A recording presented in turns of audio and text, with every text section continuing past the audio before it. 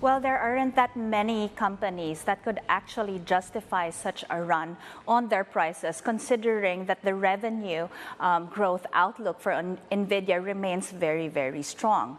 Meanwhile, its impact on the Asian equities is also quite evident. We've already seen continued rises in Taiwanese stock indices as well as the tech sub-index in South Korea. So it's not just Nvidia that is the game in town, but in Asia we're also seeing the impact of the AI story.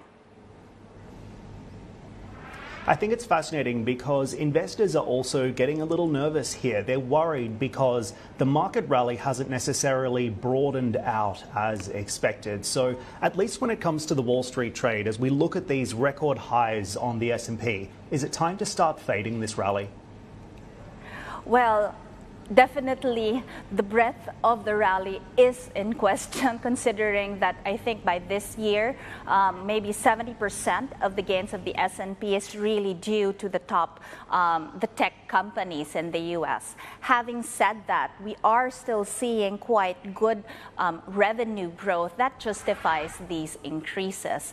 However, the fact that the Fed expectations are still for a cut, that is also leading to quite favorable risk sentiment, which is adding to the gains.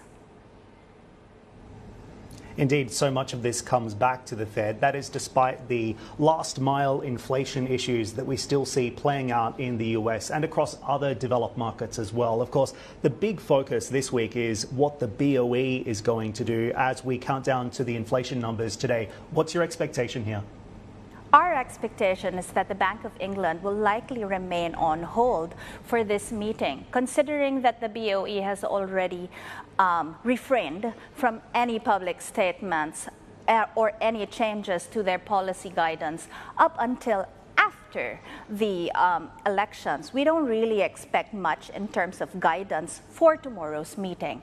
Having said that, looking only at the inflation and the momentum of the price gains in the UK, it is very likely that this kind of price development would open the space for the BOE to eventually cut, because if only the political uncertainty is out of the way, there is already enough room for the BOE to start easing.